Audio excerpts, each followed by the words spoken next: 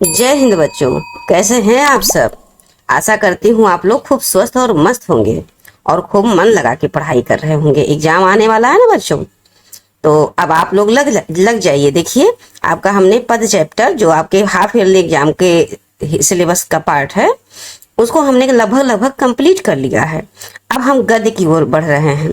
तो देखिए बच्चों, हमने आपको पिछली क्लासेज में आपको देखिए 2 लेसन हमने प्रोवाइड कर दिया है, और अब ये तीसरा लेसन आपका है क्लास 9th का, ये चैप्टर 3 और आचार्य हजारी प्रसाद द्विवेदी का। तो सबसे पहले बच्चों इनके बारे में पढ़ने से, इनका जो लिखा हुआ कहानी है उसको पढ़ने से पहले बच्चों इनके बारे में हम अच्छे से जान लेते हैं, क्योंकि इनसे संबंधित भी 1 नंबर के क्वेश्चन आंसर बनेंगे। या तो फिर जीवन परिचय आएगा, और या फिर बच्चों ये इस प्रकार से 1 लाइनर बन जाएंगे कि इनका जन्म कब हुआ था, इनके पिता का नाम क्या था, या इनकी मृत्यु कब हुई थी, या इनकी रचनाएं कौन सी, इस प्रकार से। तो आइए बच्चों, सबसे पहले जैसा कि हम रोजाना चर्चा करते आ रहे हैं, इस फ्लो चार्ट को आप सबसे पहले बना लीजिए और इसको कॉपी में लिख भी लीजिए। तुरंत अभी की अभी कॉपी खोलिए और बैठ जाइए। हम पढ़ते जा रहे हैं, आप पढ़ते पढ़ते फटाफट, जल्दी राइटिंग में मत फंसिए, फटाफट बस देख देख के लिखते जाइए। 1 मिनट बच्चों, थोड़ा सा हम बड़ा कर दें जिससे आपको सुविधा हो लिखने में। तो ये देखिए बच्चों, अब हम इसको बड़ा कर दिए हैं, और आइए अब हम इसको हाईलाइट भी कर देते हैं। और यहाँ से अब हम लोग प्रारंभ करते हैं इनके बारे में जानना कि इनका जन्म कब हुआ था। आचार्य हजारी प्रसाद द्विवेदी जी है ना बच्चों, तो इनका जन्म हमारे उत्तर प्रदेश में, बहुत सारे कवि हमारे उत्तर प्रदेश में, महादेवी वर्मा हो गई, सूर्यकांत त्रिपाठी निराला हो गए, बहुत सारे बच्चों। तो देखिए प्रेमचंद जी हो गए। ये देखिए जन्म स्थान सबसे पहले दिया है, तो आरत दुबे का छपरा जो बलिया में पड़ता है बच्चों, उत्तर प्रदेश में, एकदम बिहार के साइड में कॉर्नर पे ही पहले पड़ता है बलिया, उसके जस्ट बगल में बिहार पड़ता है। तो वहां के ये इनका जन्म स्थान है। और बच्चों इनकी जो जन्म है और जन्म और मृत्यु दोनों दिया है, तो ये आचार्य हजारी प्रसाद द्विवेदी जी का जन्म बच्चों 1907 में होता है, और 1989 में इनकी मृत्यु हो जाती है। अर्थात बच्चों ये 72 वर्ष की अवस्था में, देखिए हम आपको थोड़ा सा ऐसे लिख के भी दिखा देते हैं। आप लिखिए 1989, ठीक। अब यहाँ पर लिखिए नीचे 1907। अब इसको माइनस कीजिए, घटाइए, तो 7 में से 9 में से 7 जा रहा है, आपका यहाँ पर 2 बच रहा है, और 7 में से 0 जाएगा तो 7 पूरा का बच जाएगा। अब ये देखिए 90 से तो कितना हुआ, 72 वर्ष की अवस्था में इनकी मृत्यु हो जाती है बच्चों।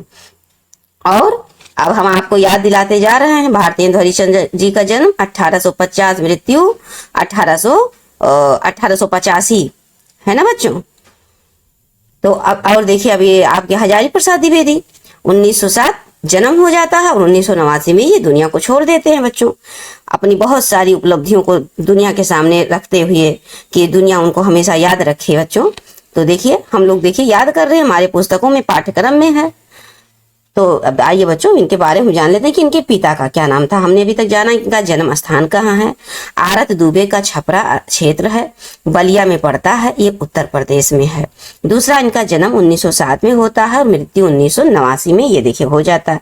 अब इनके पिता के नाम पर पंडित अनमोल द्विवेदी, आचार्य हजारी प्रसाद द्विवेदी के पिता का नाम बच्चों पंडित अनमोल द्विवेदी है। अब आइए नेक्स्ट, माता श्रीमती ज्योतिषमती ये माता का नाम है। अब ये बच्चों किस युग से, ये 1 नंबर का क्वेश्चन बन जाएगा कि हजारी प्रसाद द्विवेदी किस युग से हैं। आपके गद्य से रिलेटिव भी क्वेश्चन आ सकता है कि हजारी प्रसाद द्विवेदी किस युग के हैं। तो बच्चों ये शुक्लोत्तर युग के हैं। कौन सा युग है, शुक्लोत्तर युग है। आपको हमने प्लेलिस्ट में जो गद्य साहित्य का इतिहास है उसमें हमने पढ़ा दिया है, और अभी निरंतर पढ़ा ही रहे हैं। अभी क्वेश्चन आंसर की श्रृंखला की ओर बढ़ ही रहे हैं, बस बढ़ने ही वाले बच्चों। निरंतर आपको क्लासेस प्रोवाइड कर रहे हैं, आप प्लेलिस्ट में जाइए और देखिए गद्य साहित्य का। इसमें 4-4 अंक के आपके एग्जाम में आते हैं, 4 या 5-5 अंक के हैं बच्चों। 5 अंक गद्य का है और 5 अंक पद्य का है। ये दोनों मिला के आपको 10 नंबर का सवाल, 1 नंबर का ऐसे आएगा, ऑप्शन दिया रहेगा और इसी प्रकार से पूछा जाएगा। तो देखिए यहाँ पर भी आप दिमाग में रखे रहिए कौन, कि आपके हजारी प्रसाद द्विवेदी किस युग के हैं, तो बता दीजिएगा शुक्लोत्तर युग के हैं। शुक्ल युग के बाद भारतेंदु युग पड़ता है, फिर द्विवेदी युग आता है, फिर आता है शुक्ल युग, और शुक्ल युग के बाद आता है बच्चों शुक्लोत्तर युग।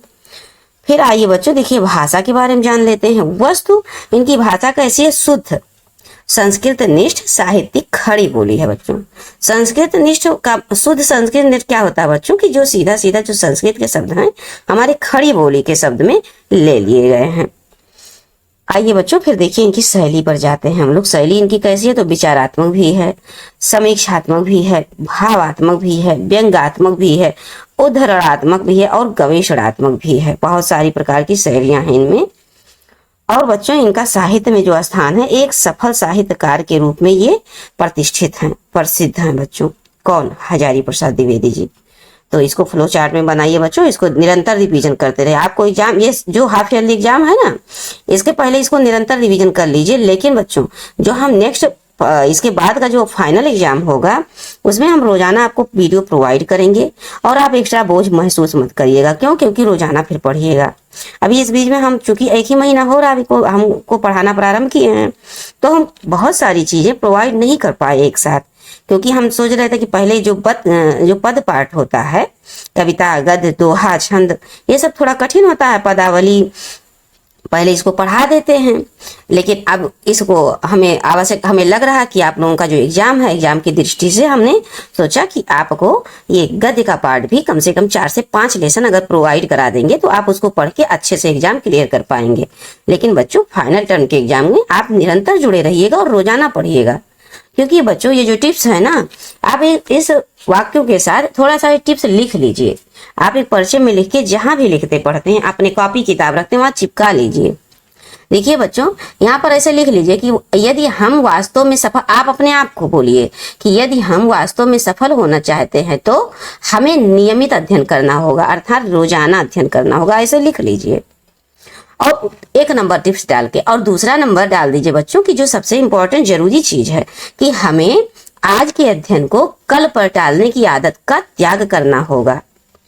उसके बाद बच्चों देखिए जब ये सब आप कर लेंगे तो इससे फायदा क्या होगा, जब आप नियमित अध्ययन करेंगे, इसकी आदत आपको पड़ जाएगी, तो जब परीक्षा का समय, जैसे अब आपका परीक्षा आ गया, अब मान लीजिए जो बच्चे पढ़ रहे थे उनके लिए ठीक है, जिनको इस क्लास में बहुत सारे ये होता है कि कोई भी रीजन हो बच्चों नहीं पढ़ हो पाता है, तो आप एग्जाम के समय एक साथ पढ़ना पड़ता है। जैसे आपको हम मिल गए, अब आप हमारा वीडियो एक बार आपको देखना पड़ रहा है तो प्रेशर ज्यादा पड़ रहा ना। तो जिस भी माध्यम से आप हमसे जुड़े हों, आप अब निरंतर जुड़े रहिएगा। चैनल को सब्सक्राइब कर लेंगे तो निरंतर आपको रोजाना का रोजाना वीडियो मिलता रहेगा। रोजाना आप पढ़िएगा और जरूरी चीजें सिर्फ लिखना, बहुत ज्यादा नहीं लिखना रहेगा, सिर्फ बहुत जरूरी चीजें जो हम बताएंगे आप वही लिखिएगा। और प्लस एग्जाम के टाइम में हम टेलीग्राम पे वीडियो प्रोवाइड करा देंगे PDF फॉर्म में, जैसे ये है नहीं, ऐसे हम वीडियो बना के दे देंगे, PDF बना के दे देंगे, जिसे आप पढ़ के याद, वही निरंतर पढ़ के और आप एग्जाम में बहुत अच्छे अंकों से सफल होंगे। और सफल तो होंगे बच्चों। और सबसे बड़ी बात, आपका जो हिंदी है ना, इसका बेस एकदम स्ट्रांग हो जाएगा, ताकि जब आप क्लास 10 में जाएं, 11 में जाएं, 12 में जाएं, तो निरंतर डे बाय डे आपको बहुत मतलब इन हिंदी से आप एकदम टेंशन फ्री हो जाइए, क्योंकि हम आपका टेंशन खुद लेने वाले हैं। रोजाना निरंतर आपको पढ़ाएंगे, बस आपको पढ़ते रहना है। तो बच्चों देखिए, अब आप निरंतर अगर पढ़ेंगे तो आप अब परीक्षा के समय पर जो दबाव है, प्रेशर होता है दिमाग पर, वो नहीं बनेगा और बहुत अच्छे से कॉन्फिडेंस के साथ आप जाएंगे स्कूल में और पेपर दे के आएंगे। और देखिए बच्चों, जब कॉन्फिडेंस के साथ जाया जाता है ना, तो 2-4 नंबर यूं ही सही हो जाते हैं, क्योंकि हम लोगों को विश्वास होता है। और कॉन्फिडेंस कैसे आएगा? जब हम रोजाना पढ़ते रहेंगे, भले थोड़ा थोड़ा पढ़ें, आधा घंटा पढ़ लें रोजाना, लेकिन पढ़ें रोजाना। तो अब आइए बच्चों, अब हम इनके जीवन के परिचय, जो आप हजारी प्रसाद द्विवेदी जी हमारे हैं, इनके बारे में हम पहले डिटेल से जान लेते हैं। जब इनके बारे में डिटेल से जाने रहेंगे तो जो छोटी छोटी सारी चीजें इनकी रचनाएं होंगे, माता पिता उनके, इनकी जन्म मृत्यु हो गई 1907 1989, तो ऐसे याद कीजिएगा 1907 1989 1907 इस तरह से।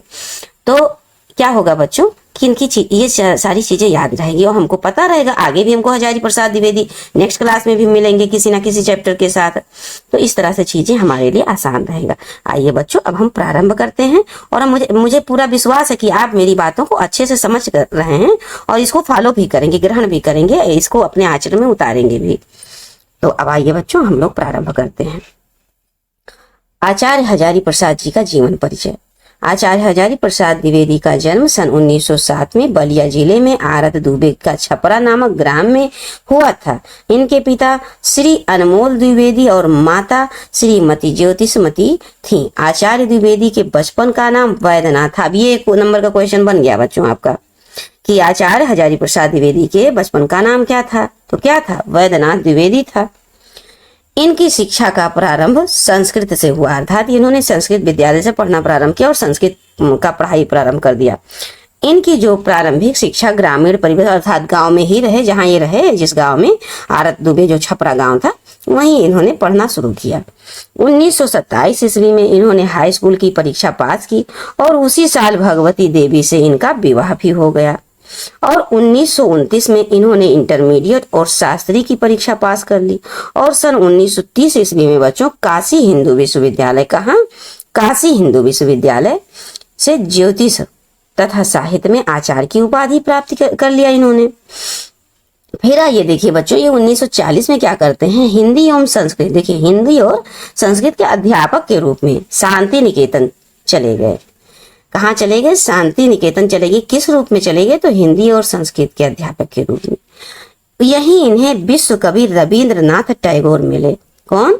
रविन्द्रनाथ टैगोर मिले और उनके सानिध्य में मिलकर साहित्य सृजन की ओर एक अभिमुख हो गया, अर्थात इनका साहित्य सृजन की ओर मन लगने लगा, जानकारी हो गई और उधर इनका मन लग गया। सन 1956 ईस्वी में बच्चों काशी विश्वविद्यालय के हिंदी विभाग में अध्यक्ष भी नियुक्त हुए। देखिए बच्चों, पढ़ाई लिखाई हमें कभी जाया नहीं जाता। देखिए day by day, step by step इन्होंने कभी हाई स्कूल किया, कभी इंटर किया, फिर देखिए कितने महान लोगों से इनकी मुलाकात हुई, संस्कृत और हिंदी के अध्यापक भी बने। फिर जो काशी विश्वविद्यालय है बच्चों, इतना बड़ा विश्वविद्यालय, वहां के अध्यक्ष भी चुने गए, अध्यक्ष बने। बताइए, शिक्षा का ये प्रभाव है बच्चों, निरंतरता, पढ़ने की निरंतरता का ये प्रभाव है। अब आइए बच्चों, थोड़ा सा हमको ये देखिए छोटा करना पड़ जाएगा। आप कंसंट्रेशन कीजिएगा सुनने पर, आप सुनने पर फोकस करेंगे बच्चों तो चीजें आपको अच्छे से समझ में आएंगी। तो देखिए बच्चों, अध्यक्ष चुने गए। कुछ समय पंजाब विश्वविद्यालय में हिंदी विभाग अध्यक्ष के रूप में भी कार्य किया, मतलब पंजाब विश्वविद्यालय में भी हिंदी में विभाग अध्यक्ष बने। फिर बच्चों 1949 में लखनऊ विश्वविद्यालय में इन्हें डी लिट तथा सन 1957 में भारत सरकार ने पद्म विभूषण, देखिए कितनी सारी उपाधियां इनको मिल रही हैं, उपाधि से विभूषित किया गया। और 18 मई 1989 को बच्चों ये दिल्ली में इनका क्या देहावसान हो जाता है, अर्थात इनकी मृत्यु हो जाती है। अब आइए बच्चों, इनके साहित्यिक परिचय के बारे में थोड़ा बहुत जान लेते हैं। देखिए थोड़ा सा ऊपर कर देते हैं ताकि चीजें कटे ना और पूरा पढ़ते जाए हम लोग। देखिए साहित्यिक परिचय देख लीजिए बच्चों। हिंदी द्विवेदी जी ने बाल्यकाल से ही व्योमकेश शास्त्री से कविता लिखने की कला सीख ली थी। किससे सीखी थी बच्चों? व्योमकेश, श्री व्योमकेश शास्त्री जी से। शांति निकेतन पहुंचकर इनकी प्रतिभा अधिक निखरने लगी, क्योंकि ये कबीर रविंद्रनाथ टैगोर से विशेष प्रभावित हो गए, उनका प्रभाव पड़ा इन पर। फिर आगे बंगला साहित्य में भी ये बहुत प्रभावित हुए और ये उच्च कोटि के शोधकर्ता, निबंध का गवेषणात्मक लिखा नहीं इनके फ्लो चार्ट में, तो शोधकर्ता, उपन्यासकार, आलोचक, सिद्ध साहित्य, जैन साहित्य, अपभ्रंश साहित्य को प्रकाश में लाकर तथा भक्ति साहित्य पर उच्च स्तरीय समीक्षात्मक ग्रंथों की रचना करके इन्होंने हिंदी साहित्य की महान सेवा की। देखिए बच्चों, कितनी सारी उपाधियां, कितने सारे ज्ञान अर्जन किए। वैसे तो द्विवेदी जी ने अनेक विषयों पर उत्कृष्ट कोटि के निबंधों एवं नवीन शैली पर आधारित उपन्यास की रचना की है, पर विशेष रूप से वैयक्तिक और भावात्मक निबंधों की रचना करने में अद्वितीय रहे हैं। द्विवेदी जी का उत्तर प्रदेश ग्रंथ अकादमी के अध्यक्ष और हिंदी साहित्य के उपाध्यक्ष भी रहे हैं। द्विवेदी जी कहाँ? उत्तर प्रदेश जो ग्रंथ अकादमी है बच्चों, वहाँ के अध्यक्ष, और जो हिंदी संस्थान है वहाँ के उपाध्यक्ष बने बच्चों। बहुत सारे पद को इन्होंने ग्रहण किया। क्यों? इनके ज्ञान, बुद्धि, इनके परिश्रम, इनके त्याग को देखते हुए, लगन को देखते हुए, कबीर पर उत्कृष्ट आलोचनात्मक कार्य करने के कारण इन्हें मंगला प्रसाद पारितोषिक से भी सम्मानित किया गया। ये हिंदी साहित्य का क्या कहते हैं बच्चों, सर्वोच्च सम्मान है, मंगला प्रसाद पारितोषिक। इसके साथ ही सुर साहित्य पर इंदौर साहित्य समिति ने स्वर्ण पदक भी इन्हें प्रदान किया। आगे बच्चों देखिए इनकी कृतियां क्या है। द्विवेदी जी ने प्रमुख कृतियों को लिखा है। देखिए क्या क्या लिखा है। आचार, विचार और वितर्क, कल्पना, अशोक के फूल, कुटज, साहित्य के साथी, कल्पलता, विचार प्रवाह, आलोक पर्व, ये सब बच्चों आपके हजारी प्रसाद द्विवेदी द्वारा रचित कृतियां हैं। अब आइए बच्चों हम थोड़ा सा इनको और अच्छे से जानते हैं। थोड़ा सा छोटा करना पड़ेगा बच्चों, आप सुनने पर फोकस कीजिएगा, धैर्य बना के सुनिए, सोचिए, सुनिए बच्चों, और ये सोचिए कि आपको 10th क्लास में 90+ मार्क लाना है। अभी जो समय बीत गया, कोई बात नहीं है, जो गया, आने वाला जो समय हमको बहुत बेस्ट करना है। इस धारणा को आप बना लीजिए बच्चों। जब जागिए आपको तभी सवेरा हो जाएगा। जब आपने ठान लिया तो जीत है, और मान लिया तो हार है। आपने मान लिया कि आपका इतना अच्छा नंबर है तो वही होगा, लेकिन आपने ठान लिया कि नहीं, जो बीत गया, अब हम आगे अपने हिंदी विषय को पूरी तरह स्ट्रॉन्ग कर लेंगे। क्यों? क्योंकि आपकी मैम जो मिल गई आपको पूरा आपके परीक्षा तक हमेशा हर एक पॉइंट पर आपको निरंतर पढ़ाती रहेंगी।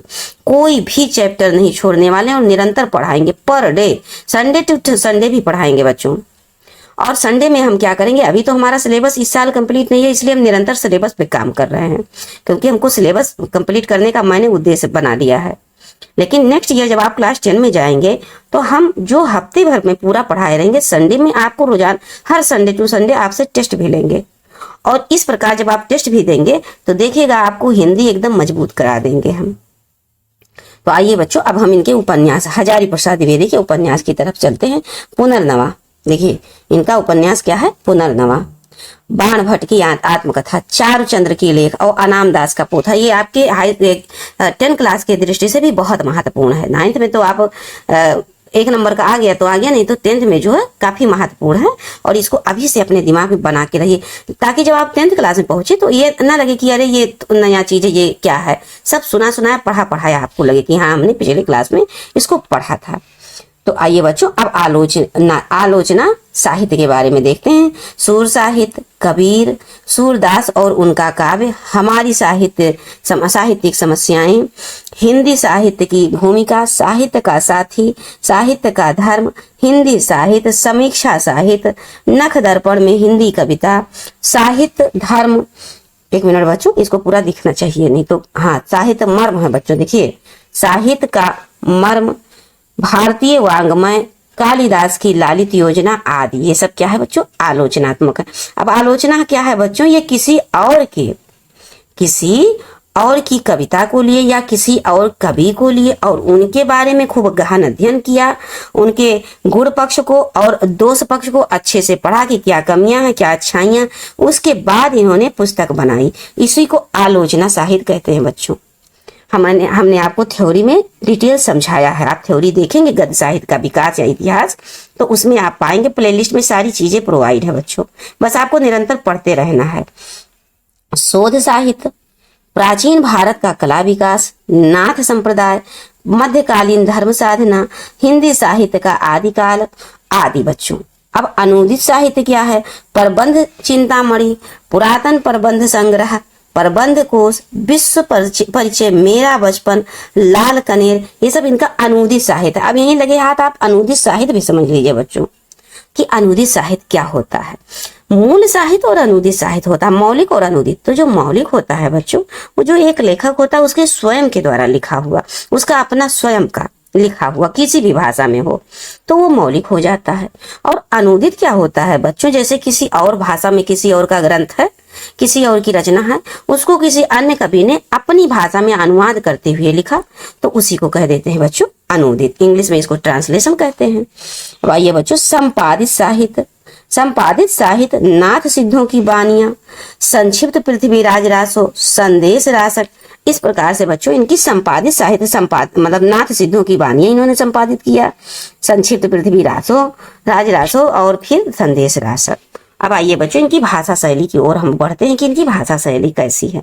अब ऐसे विस्तार से जाने रहेंगे बच्चों तो वही फ्लो चार्ट बार बार रिवीजन करेंगे तो ये बातें हमारे दिमाग में दौड़ेंगी और हम सारी चीजें एकदम सही का सही, वही ऊपर जो फ्लो चार्ट ऐसे सुंदर से बना लेना जैसे वो बना है, और उसी में ऐसे सुंदर सुंदर एक एक लाइन छोड़ छोड़ के भर देना, और उसके बाद उसके नीचे जीवन परिचय करके जो जो चीजें वहां पर लिखे हो उसी को ऐसे शब्दों में वाक्यों में बनाते हुए लिखते चले जाना, बस हो गया। आपके गुरु मैडम जो भी पढ़ा रही होंगी एकदम अपन का अपन पूरा नंबर देंगी जितना नंबर होता है। आइए बच्चों, अब इनकी भाषा शैली की तरफ हम लोग चलते हैं।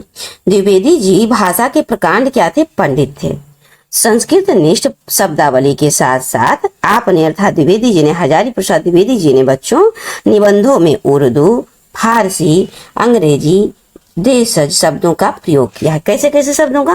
निबंध में उर्दू शब्द भी, फारसी शब्द भी, अंग्रेजी शब्द भी और बच्चों देशज अपने देसी शब्द को भी इन्होंने प्रयोग में लिया है। इनकी जो भाषा है बच्चों प्रौढ़ होते हुए भी क्या है? सरल है, एकदम संयत है और बोधगम्य अर्थात समझने योग्य है। अब मुहावरेदार भाषा का प्रयोग भी इन्होंने किया, इसे और रोचकता बढ़ गई इनके निबंध कहानी की। विशेष रूप से इनकी जो भाषा है शुद्ध संस्कृत निष्ठ खड़ी बोली है। देखिए बच्चों, आपके फ्लो चार्ट में यही है।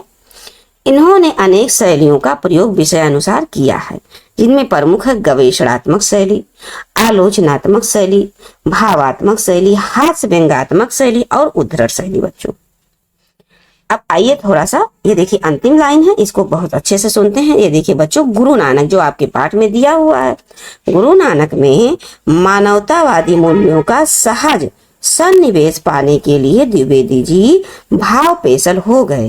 क्या हो गए? भाव पेश में आ गए।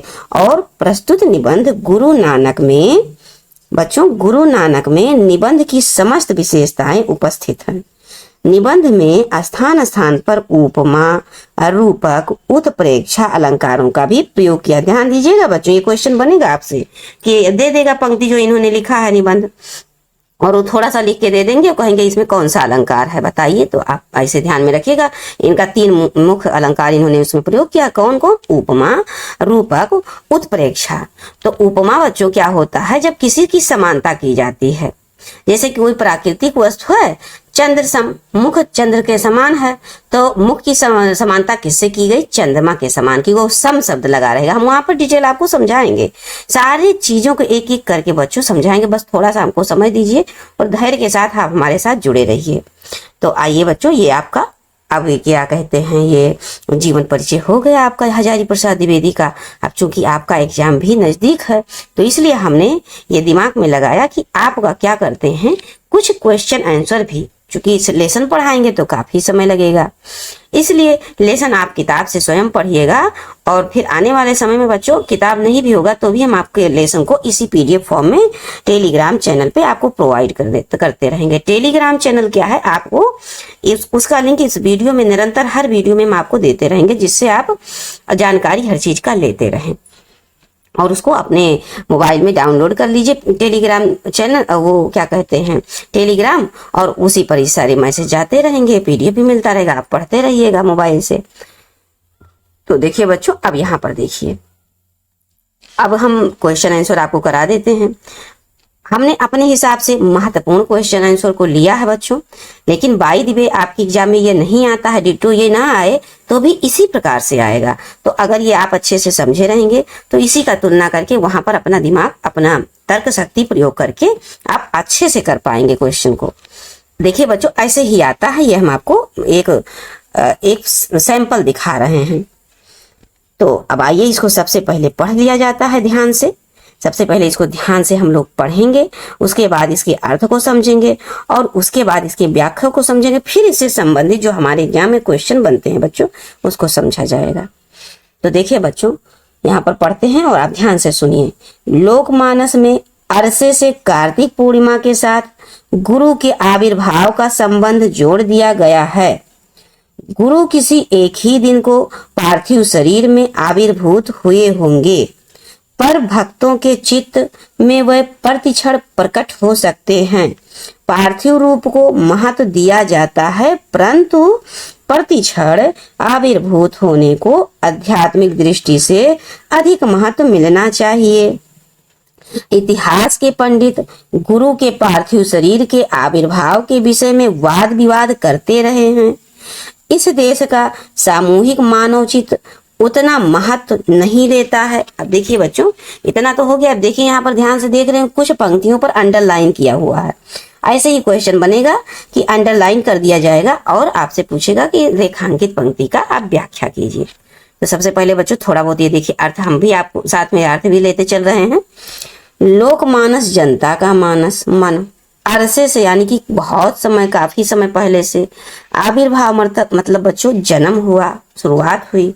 पार्थिव मतलब भौतिक या पंच तत्वों से निर्मित ये जो शरीर है पार्थिव। वाद विवाद बच्चों बहस या झगड़ा। और चित्त को हम मन कहते हैं, हृदय मन। तो आइए बच्चों अब इसके हम व्याख्या को समझते हैं। इसको आप स्क्रीनशॉट ले लीजिए और बार बार रिवाइज करिएगा। आइए अब हम व्याख्या को देख लेते हैं बच्चों।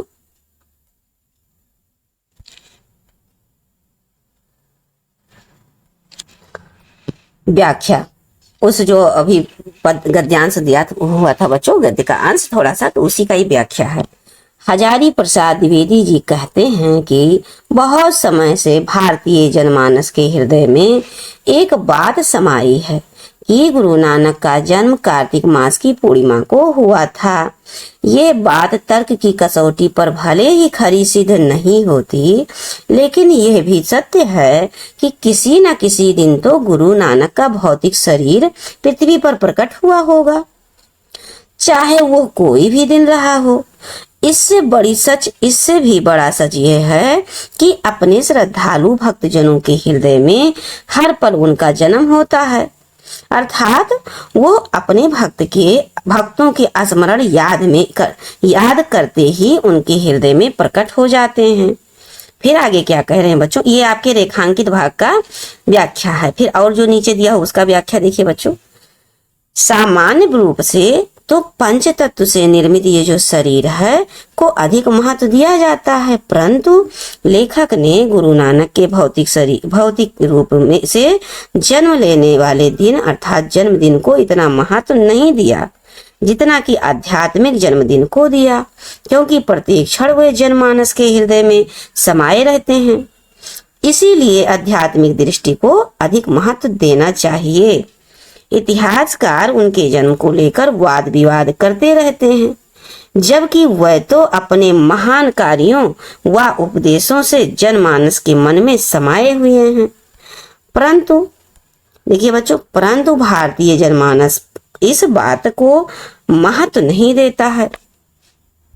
तो आइए बच्चों अब इसके भावार्थों को देख लिए। अब हम देखते हैं इनसे संबंधित, देखिए प्रश्न पहले देख लिए कि प्रश्न कैसे, अब आप सोच रहे थे ना कि प्रश्न कैसे बनेंगे, तो इसी प्रकार से प्रश्न बनेंगे और ये हर 5 क्वेश्चन बनेंगे और 5 2-2 नंबर के रहेंगे बच्चों। तो टोटल 10 नंबर का सवाल है, इसलिए आप अच्छे से मन लगा के पढ़िए। देखिए यहाँ पर ध्यान दीजिए बच्चों। प्रश्न नंबर 1, उपरोक्त गद्यांश का संदर्भ लिखिए।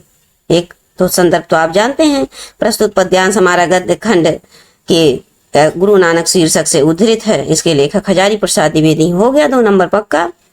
फिर आगे रेखांकित अंश की व्याख्या कीजिए, ऊपर हमने आपको समझा दिया है। फिर तीसरा बच्चों, भारतीय जनमानस के अनुसार कार्तिक पूर्णिमा को किसका जन्म हुआ है? गुरु नानक जी का जन्म हुआ है। बस एक शब्द लिख लिया, 2 नंबर हो गया। गुरु के पार्थिव शरीर के आविर्भाव के स्थान पर किसको महत्व मिलना चाहिए? इस विषय में लेखक का दृष्टिकोण क्या है? आध्यात्मिकता को महत्व मिलना चाहिए। इतिहास के पंडित किस विषय में वाद विवाद करते हैं? प्रस्तुत गद्यांश के आधार पर बताइए। तो देखिए बच्चों, उनके जन्म को लेकर वाद विवाद करते हैं। अब उन्हीं का ये देखिए उत्तर दिया हुआ है। देखिए ये उत्तर है बच्चों, एबीसी को आपको लिखना। आप देखिए, आप जानते नहीं हैं क्या?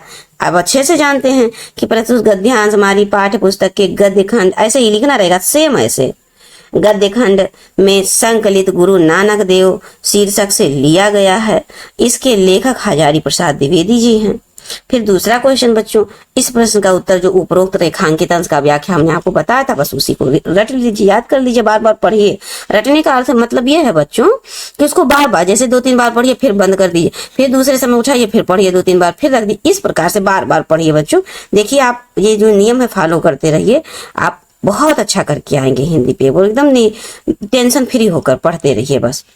इस प्रश्न का उत्तर उपरोक्त रेखांकित व्याख्या में देखें। ये तो दूसरे का। अब तीसरे का देखिए बच्चों, भारतीय जनमानस के अनुसार किसका कार्तिक पूर्णिमा को किसका जन्म हुआ था? गुरु नानक जी का जन्म हुआ था। 1 नंबर ये गुरु नानक शब्द लिख दिए, 2 नंबर आपको आराम से मिल गया।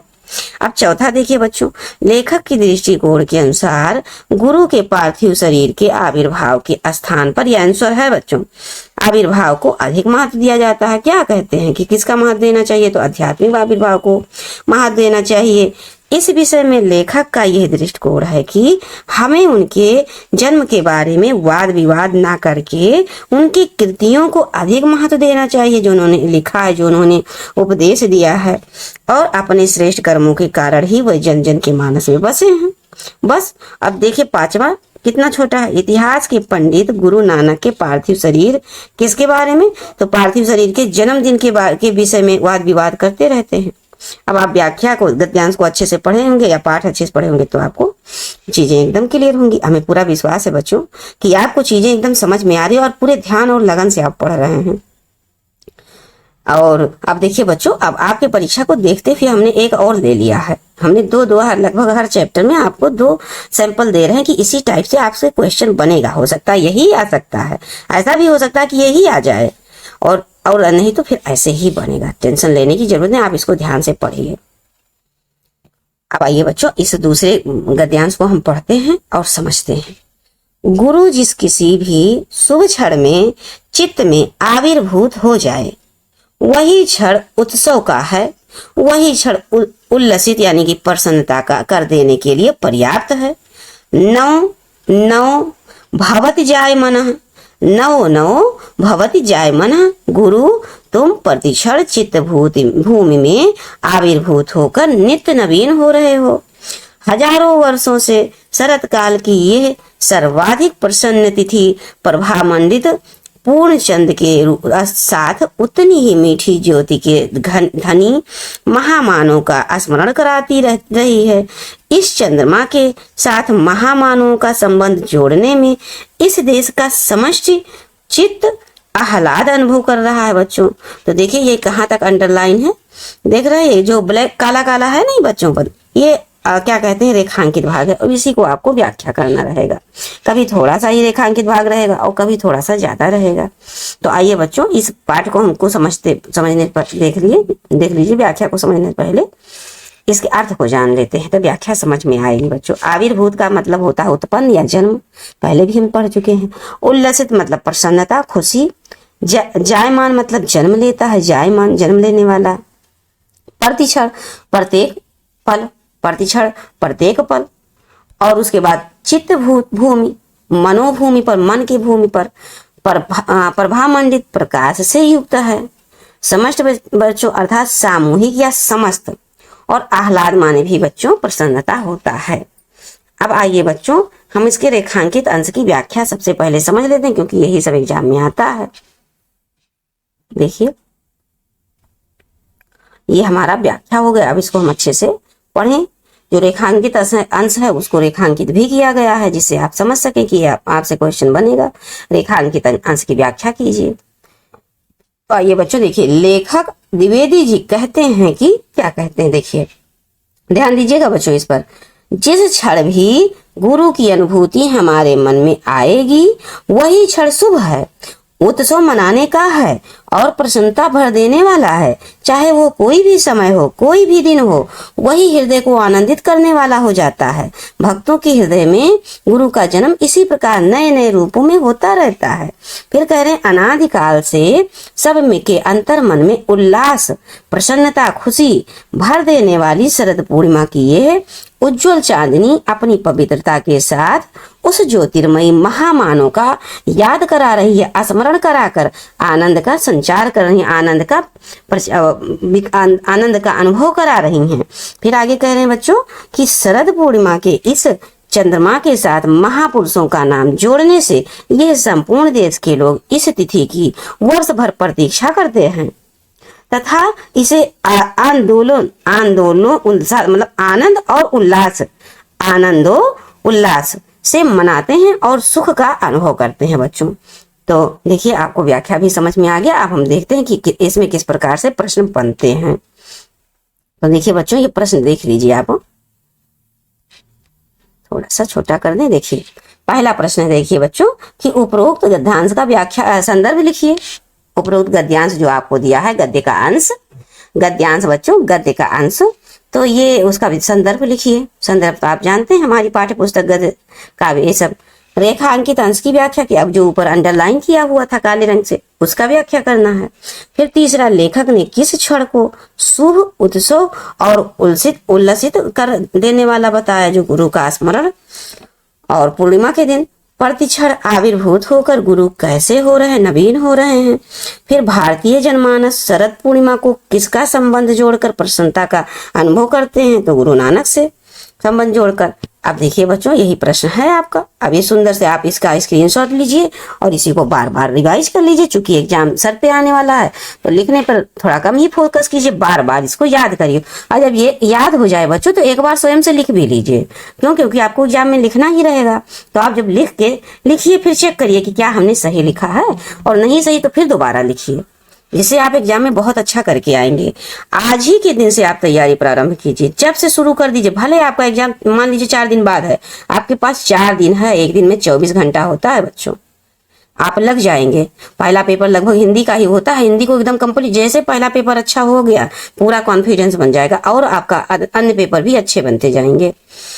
तो अब देखिए बच्चों, पहले प्रश्न का उत्तर देखिए। प्रस्तुत गद्यांश हमारी पाठ्य पुस्तक के गद्य खंड में संकलित गुरु नानक देव शीर्षक से लिया गया है। एक बात ये हो गई। दूसरी बात, इसके लेखक हजारी प्रसाद द्विवेदी जी हैं। बस हो गया। अब ये दूसरे वाला तो आपको ऊपर दिया हुआ है व्याख्या रेखांकित, उपरोक्त रेखांकित व्याख्या करिए। फिर तीसरा क्या कह रहा है बच्चों कि जिस क्षण गुरु चित्त में आविर्भूत होते हैं, अर्थात गुरु का जन्म होता है, उत्पन्न होते हैं हृदय में, चित्त अर्थात हृदय, वही क्षण शुभ, उत्सव और उल्लसित कर देने वाला होता है। और अब तीसरा बच्चों, प्रति क्षण आविर्भूत होकर गुरु नित्य नवीन हो रहे हैं, अर्थात एक बार उनका चित्त में समावेश हो जाने पर उनके नए नए स्वरूपों का अनुभव होता रहता है। फिर पांचवा क्वेश्चन आंसर है बच्चों कि भारतीय जनमानस ज्योतिर्मय महामानवों का संबंध शरद पूर्णिमा से जोड़कर प्रसन्नता का अनुभव करते हैं। कौन से? ज्योतिर्मय महामानव का संबंध जोड़ते हैं। बस बच्चों, यही आपका क्वेश्चन है और हमने आपको सैंपल में 2 गद्यांश को करा दिया है। हो सकता है यही आपके एग्जाम में बन जाए, वैसे हमने इम्पोर्टेंट की दृष्टि से ही इसको पढ़ाया है बच्चों, लेकिन जरूरी नहीं कि यही आ जाए। तो इसी प्रकार से आएंगे। अगर आप इसको बढ़िया से कंठस्थ कर लेते हैं, दिमाग में बिठा लेते हैं, बार बार देख लीजिए वीडियो, रोक रोक के पढ़ लीजिए, समझ लीजिए, स्वयं से भी पढ़िए। जैसे वीडियो ऐसे रोक लीजिए और इसको स्वयं से भी पढ़िए, फिर उसके बाद आगे बढ़िए। ऐसे पढ़ते, अब ये देखिए व्याख्या स्वयं से बार बार पढ़िए वीडियो रोक के। इस प्रकार से आप बच्चों बहुत अच्छा कर पाएंगे, एग्जाम में पूरे कॉन्फिडेंस के साथ कर पाएंगे, पेपर अपना अच्छे से लिख पाएंगे। और बच्चों, आप विश्वास करते हुए हमारे साथ जुड़े रहिए और आपका हिंदी जो है निरंतर प्रयासरत रहेंगे आपके साथ। और एक दिन आप कमेंट करेंगे कि मैम हमारा हिंदी बहुत पूरी तरह मजबूत हो गया आपकी वजह से, आप ये हमको कहेंगे। और बच्चों, ये वीडियो आपको समझ में आ रहा हो, आपको लग रहा हो कि मैम का ये प्रयास है, अच्छा प्रयास हमारे लिए कर रही हैं, परिश्रम कर रही हैं, तो बच्चों ये वीडियो बहुत सारे बच्चों में जितना संभव हो सके आप शेयर करिए, दूसरों लोगों का भला करिए। आपके जैसे और तमाम सारे बच्चे होंगे जो परेशान होंगे कि हमें कोई हिंदी का ऐसा मिल जाए जो एक एक चीज अर्थ सहित समझाए और पूरे सिलेबस को कंप्लीट कराए, फ्री में सारी चीजों को पढ़ा दे। ऐसा हो जाए कि हमारा जो YouTube चैनल है, यहाँ पर जो कोचिंग सेंटर है, ट्यूशन में बहुत सारे पैसा देने वाले बहुत सारे माता पिता हैं जो नहीं इतना अफोर्ड कर पाते हैं, तो ऐसा कोई प्लेटफॉर्म, ऐसे कोई YouTube पे चैनल मिल जाए जिससे हमारा सारा सिलेबस गद्य पद्य व्याकरण संस्कृत व्याकरण A to Z कंप्लीट कराएं। तो आइए बच्चों, अब हम इन्हीं शब्दों के साथ आप हमारे वीडियो को लाइक करें, अगर पसंद आए तो कमेंट भी करें, अवश्य। और कोई टॉपिक चाहिए तो भी कमेंट बॉक्स में नीचे है, आप टॉपिक पे कमेंट कीजिए कि मैम इससे संबंधित वीडियो हमको प्रोवाइड कीजिए, पढ़ा दीजिए, समझा दीजिए। आप आपके वीडियो से हमको बेनिफिट हो रहा है, जो भी हो, आप अगर अच्छा लग रहा है बच्चों तो आप कमेंट करेंगे तो हमारे अंदर ऊर्जा का संचार होगा और हमको और खुशी से और नए ऊर्जा के साथ हम आपको अच्छे से अच्छा पढ़ाएंगे। तो आइए बच्चों, अब इसी वाक्यों के साथ हम वीडियो समाप्त करते हैं। मिलते हैं आपको नेक्स्ट क्लास में आपके नेक्स्ट लेक्चर के साथ, नेक्स्ट पाठ के साथ। और जय हिंद बच्चों।